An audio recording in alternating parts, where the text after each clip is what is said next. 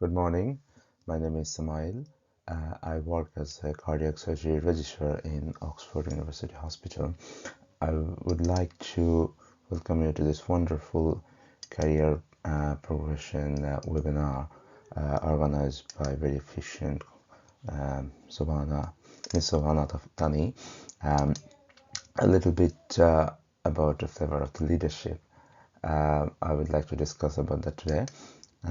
So just to begin with very briefly, I have started working in the UK since 2017, and since then I have worked in different roles, from SHO, now working as a registrar, and I have seen I had different scopes.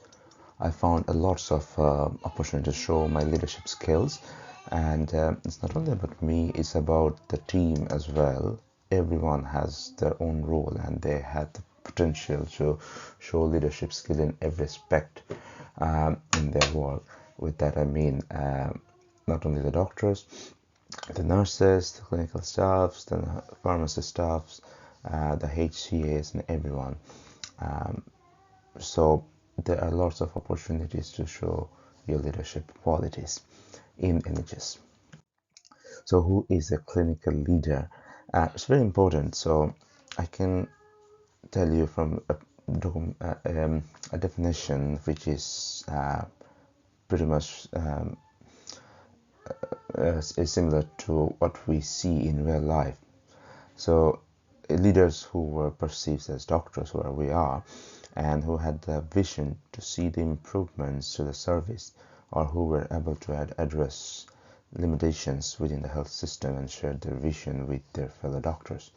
So I would like that it's not only with the fellow doctors, it's also with the other staffs that we have just discussed about. So that means we can find problems everywhere. It's not a perfect world, but as a doctor, what you can see in your clinical practice or in your clinical environment, and if you can see there's something needs to be changed, or a bit of a fine tuning can bring up a big difference in the results.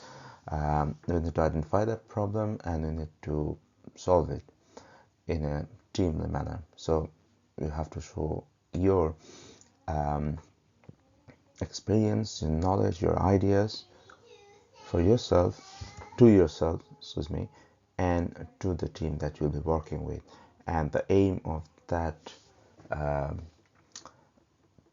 project will be to bring up a positive result. So this definition was given by the British Medical Association, and well, our main, like I said, our main aim to should be aiming towards improvement to the healthcare system, and the quality that depends on the effectiveness. So these qualities are the effectiveness of the leader and the managers at all levels of the healthcare.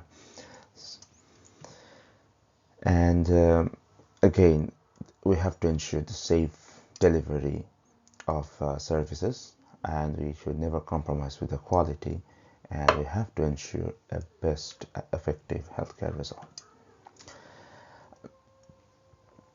So it's not about telling staff you do that, you do that. So it's about let's do this, you can do that and I can do it. This is the thing. So the leaders need to be both effective and effective. So effective is you have to do something that affects or that makes a difference, and the effect is which is bringing out the results through innovation and change through improvements within the clinical area. So this is very important. 3 qualities we can find not only in leaders, in every managers or every aspect, not only in your clinical settings. So transparency. So we have to be transparent when we communicate.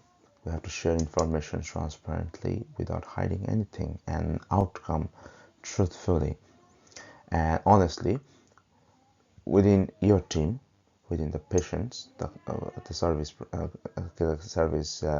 receiver, and to the public. That means we have to share our results to general people. And it have to be open. That means every members of your team should feel valued, and they should have the sense of feeling freely speaking, and without any hesitation, and they can rely on you, that their ideas won't be just not ignored. It will be valued and will be taken account for. And the candor, that means, well, every system has its pitfalls, and it's not until we prove or we show the result, nothing is perfect. So we have to be very safe and doing any sort of decisions making, and also any sort of procedures.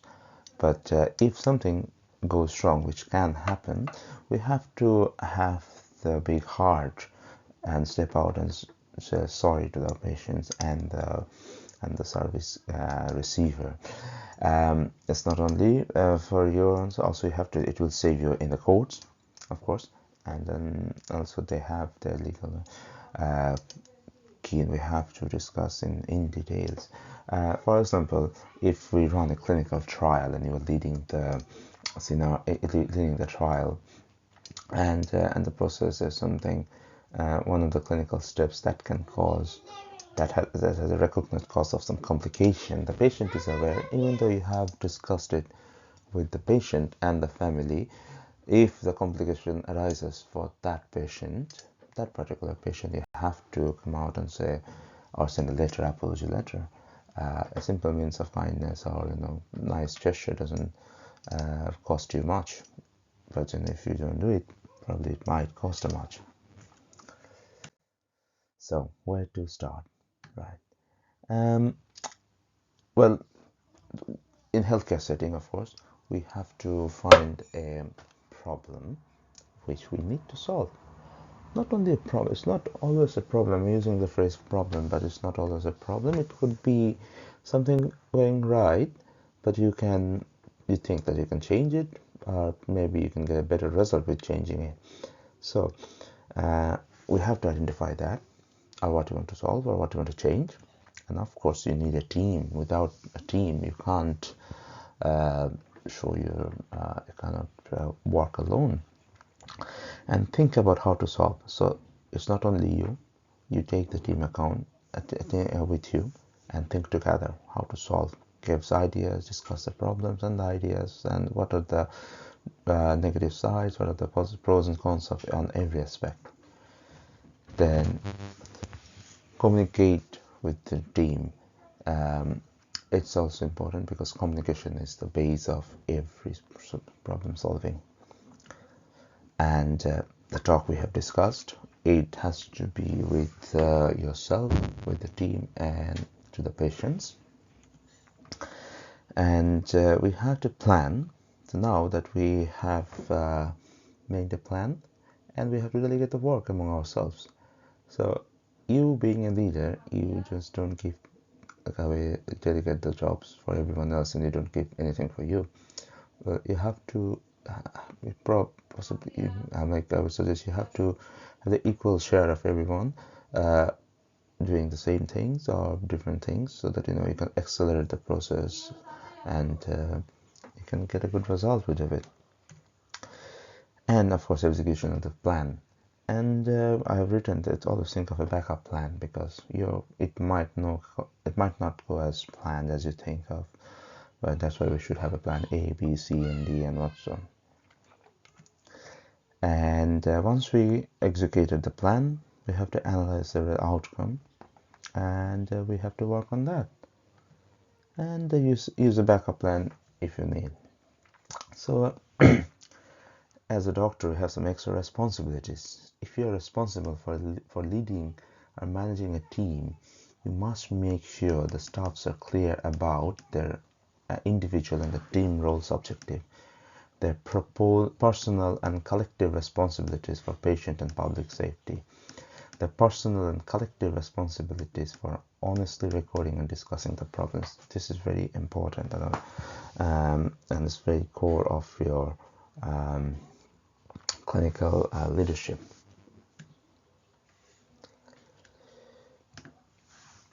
And well, we have to appreciate the effort with everyone, of course. As a leader, not a, well, you should appreciate all the hard works of your team member. Right, the scopes of leadership. Right, the primary duty of all doctors is for care and safety of patients. Whatever the role, doctors must do some things. That is, you have to engage with colleagues to maintain and improve safety and quality of the patient care.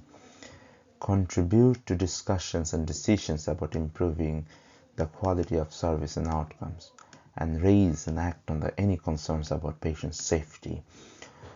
And you can also demonstrate effective team working and leadership once you start, identify the problem solving this.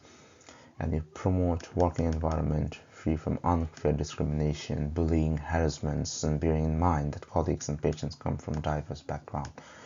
Contribute to teaching and training doctors and other healthcare professionals, including by acting as a positive role model. And you always use resources efficiently for the benefit of patients and the public.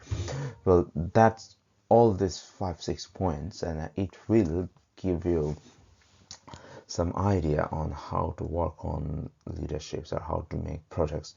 I know most of you are planning to start in NHS soon or will be starting soon, but you don't need to start. You don't need to wait till your start date. You can show leadership skills in your current hospital setting or your workplace. Let's discuss a few examples. So if you think teaching and training, there's lots of teaching and training going around in the hospital. I can say about the NHS that every single moment in the hospital there's some sort of teaching going in the daytime. But not in the daytime, there are some informal teachings going around night time if you are scrubbed in the night time as well, or attending in serious patients. But talking about formal or academic teaching roles, that gives you a good example in your CV, or a good addition to your CV. If you can arrange a teaching in your local setting, for example, you are working as a registrar or a SHO, you can gather the junior nurses, student nurses, or the medical students. You can arrange a weekly teaching sessions, and you show it as your organizing ability, your organizing evidence. That gives a very good leadership, shows a very good leadership skills. And you can also train the HCS, for example, how to properly clean a wound if they need to, how to give effective chest compression if there's an emergency scenario and there's no clinicians around. They can give them some sort of idea of life support so that they can hold the fort till the doctors arrive. So this is just an example. This is some ideas, but yeah, so you can organize this sort of courses, and you plan from the scratch and show the results. And it's really important to give evidences. With evidences, I mean the feedback forms, the certificates of organizing all this. These are the very good examples of leadership evidence. Planning, using and managing resources.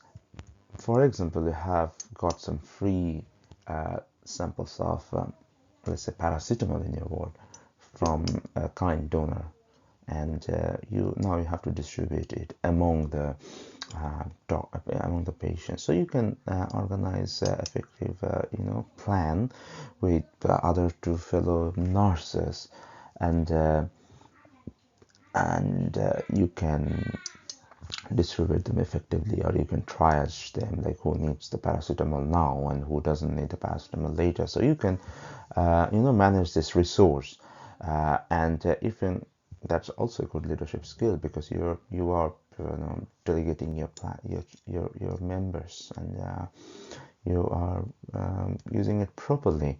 So that should give you a good example of planning, resource management, and raising and acting on concerns. Right. So this you can academically or formally you can do audits And if you can lead, or if you can run the audit project as primary investigator, presenter, literature review, and analyze the results, and you can do that. Also, what we can do, like what I'm doing, there are a few audits running. I am leading the thing, but there are a few associates who are helping me with that. So I am delegating their work, I'm reviewing their work. Also, I'm collecting some data, and we are all collectively working together to analyze the data. And probably next year, MDT, we will present it. So you can do that. You can think on the problems, what you can see around in your clinical setting, and you can bring up with some ideas. And develop, improve services, that is quality improvement projects. And also you can do that. Like there's one I'm running right now, is after cardiac surgery we use pacing wires for the patients who have heart surgery. And we are thinking to normally we take it out after day 4 or 5. We were thinking if we can set up a kind of a recommendation, and so you can see how many patients they need the pacing wire up to day 3, and how many they don't need after day 3, and we can improve the practice that probably before we can take before day 4 we can take it earlier. And so this could be a quality improvement project. There's another project that I have done in my old hospital when I was working as ICU doctor. We sent bloods every single day for the patients, and we were triaging who needs the blood and which are the bloods investigations we need to see. For example, liver function test, not everyone does need it every day. So can we reduce the number of sending this? It would save a lot of money for your hospital, or if in private setting, lost a lot of money to the patients. So that was a quality improvement project. And also we gave a name to that project as well. It's called Banish the Vampire. And so it was fun, and I got certificates. So I think if you run any audits or any quality improvement project, you must take a certificate from the audit department. And these are more like employment issues, like HR thing, but also if you in your clinical setting, if you are managing rota, that's a very good example of your leadership skill. So if you're doing that, by all means get a certificate from your clinical lead or departmental head, and add it in your CV. So always plan ahead, and their systems always in place to give you an early warning of any or potential failure in the clinical performances of individual teams. That means you have to think about the bad side or the complications well ahead, and that's where you think about the backup plan. And you have to see the benchmarks are placed to monitor, to review and improve quality of the team's work. That means what is the current system and what you can change, and you cannot work outside the system, but you can make small changes that can bring a positive result. And you must work with a team, you must work, collect and share information on patient experiences and outcome. So this is very important, because everything we're doing is for the patients, so they are our primary customers. And make sure the teams are appropriately supported. You must look after your team and yourself. And when others ask about if there's any problem that you can help out anything, and also you as a leader or chief investigator, you look at things as if the pace are going all right, or if there's anything that can be done, or any additional effort that can be given to support your team. That gives you very good leadership. And also you can do the project very early and present it and get the certificate. Hallelujah. So if you want to have more reading, this is a very good GMC guideline for what leadership and management means for the doctors. It is in the GMC website, but I have copied the link here. And yeah, I think it's a very good read. I went through it before I made this presentation, so you'll find all this information there. Thank you so much for your time, and I really appreciate you taking your time to know about the skill leadership qualities for NHS starters. Thank you. Have a good day.